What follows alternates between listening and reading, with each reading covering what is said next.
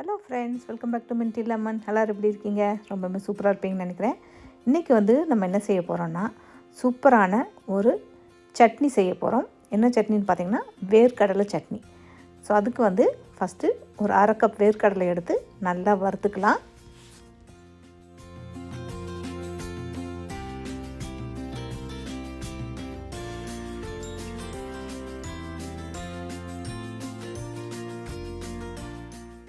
வேர்க்கடலை வந்து நல்லா இந்த அளவுக்கு வறுத்து எடுத்து வச்சுக்கோங்க.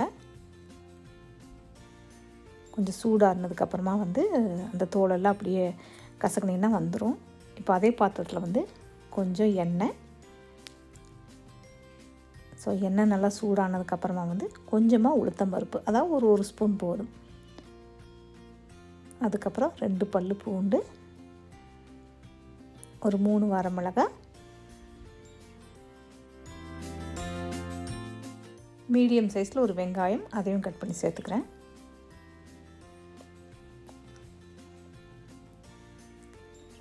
சேர்த்து அப்படியே நல்லா கொஞ்சம் வதக்கி விடுங்க.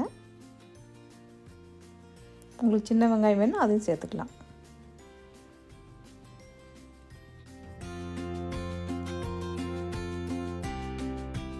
இப்போ வந்து ஒரு கொத்து கருவேப்பிலை, அதையும் வந்து ஒரு விதோடு போட்டுக்கிறேன். அப்புறமா ஒரு சின்ன சைஸ் நெல்லிக்காய் அளவு புளி சேர்த்துக்கிறேன். சேர்த்து நல்லா வதக்கி விடுங்க.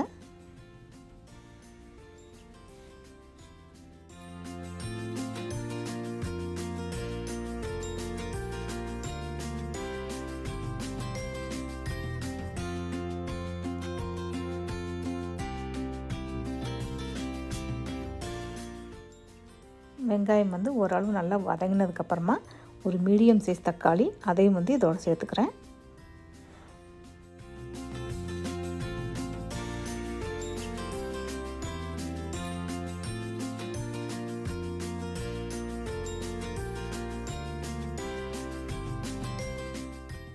இப்போ வந்து கொஞ்சமாக கொத்தமல்லி இலை, அதையும் வந்து கட் பண்ணி இதோட சேர்த்துக்கிறேன். சேர்த்துட்டு நல்லா வதக்கி விடுங்க.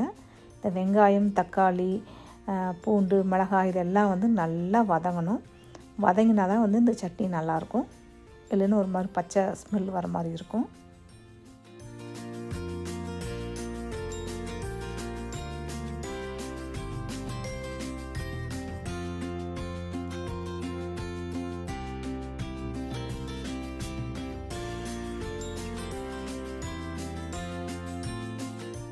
பாருங்கள், இந்தளவு நல்லா வதக்கிடுங்க.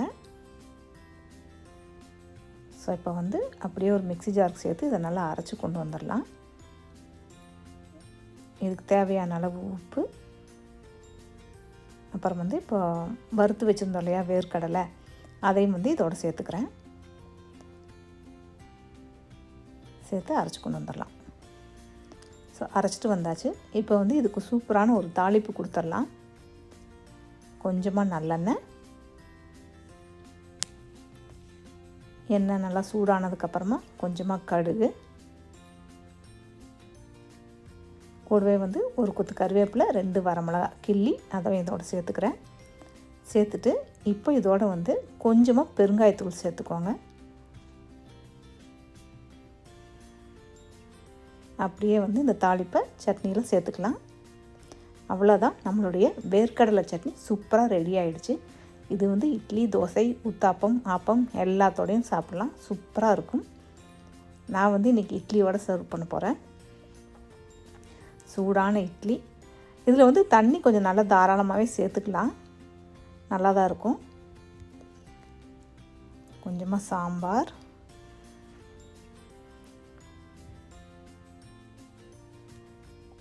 டேஸ்ட் பண்ணி பார்க்கலாமா?